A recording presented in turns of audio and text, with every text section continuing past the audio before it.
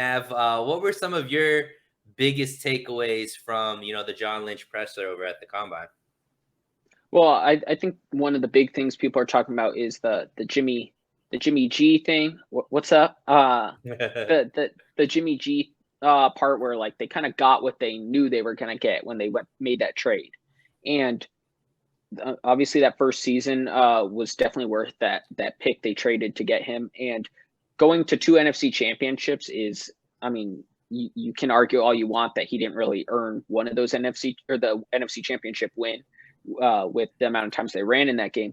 But he was a stable quarterback, and a second round pick for a quarterback like Jimmy Garoppolo isn't the worst thing in the world, especially where the quarterback situation was before they made that trade, where CJ Beathard was the goal quarterback in the future.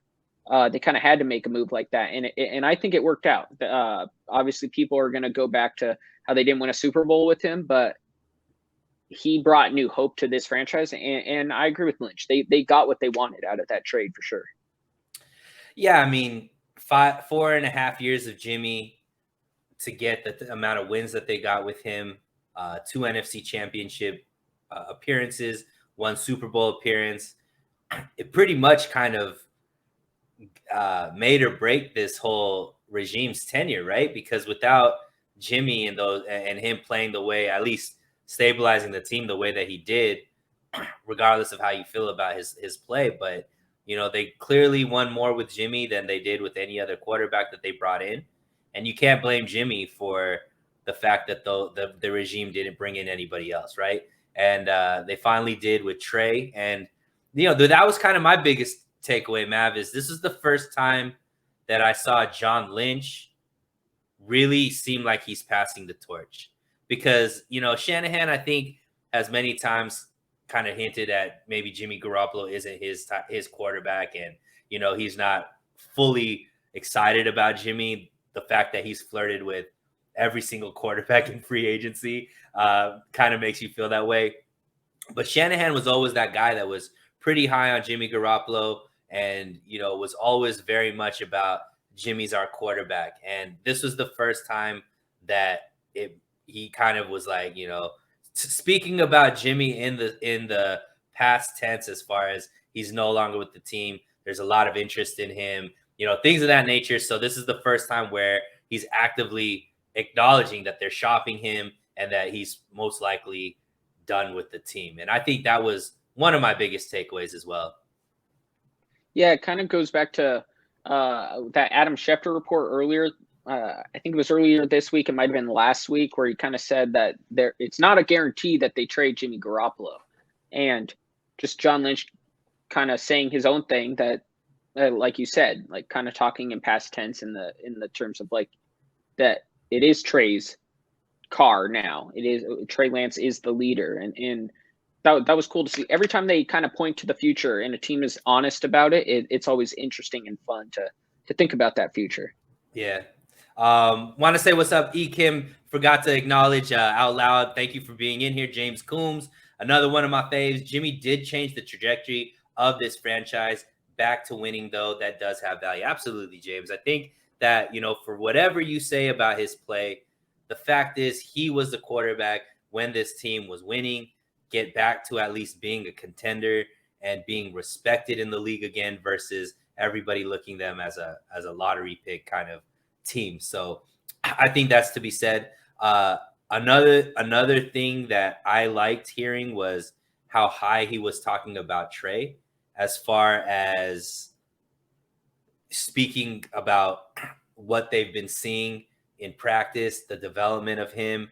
It's good to finally hear from the horse's mouth how well Trey is doing, because we've been hearing so much outside noise, Mav, from like Joe Montana, Steve Young, talking about I've talked to players and people aren't excited about Trey. Okay, I was wondering, when are Shanahan or Lynch going to come out and stop this nonsense and actually give that vote of confidence behind Trey Lance? And we finally got to see it, stating, he's developed the way, everything that they wanted out of him and more.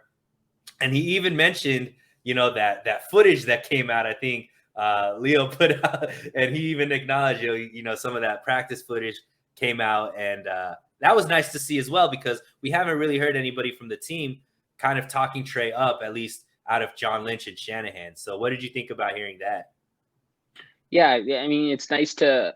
I mean, Joe Montana's the GOAT, but I think this whole situation kind of hits close to home for him, and the veteran starter getting kind of pushed out, whether he likes it or not, for the younger, more mobile, exciting quarterback, and in Steve Young and Trey Lance. So it makes sense to me why Joe Montana might want to hold on to Garoppolo a little longer, but especially after watching the Montana doc on Peacock. So that was pretty funny. But yeah, every time John Lynch or Kyle Shanahan says anything about Trey Lance, I'm glued in. Everyone else is glued in, because we didn't get to see as much as I think a lot of people wanted to last year. So like every little nugget, whether it's a practice pass, preseason pass, Houston Texans game film, like everyone wants to see it. So anytime John Lynch says the name Trey or Lance, it's like, it's drop what you're doing and listen. Absolutely. And I think the last thing that I really took from it was pretty much closing the window on the Deebo and Nick Bosa talk.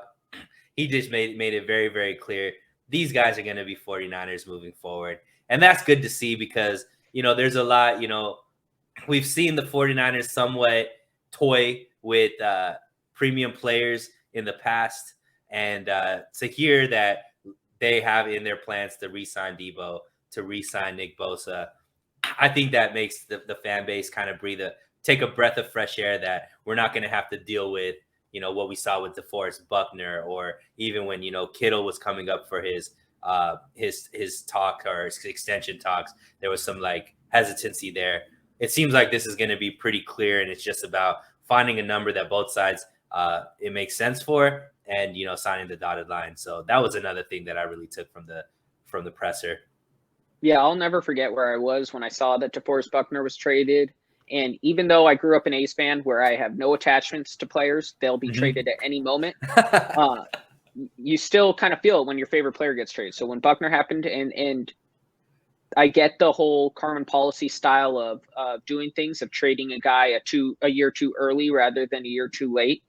That's how you want to do it for the most part. But this offensive identity kind of runs through what Deebo Samuel can do, and it depends on what his market is. Is he a wide receiver? Is he a running back when he gets that negotiations going? Right. Same with Kittle. Is he considered a wide receiver money, or is he considered just big tight end money? So that's always big. So kind of getting Deebo in the building for the next 4 years, getting Nick Bosa in the building until he's 36. I think that will benefit both teams, because barring injury, those two guys are two of the best 25 guys in the NFL, probably, if even top 15. Deebo's one of the most is the most versatile, best playmaker.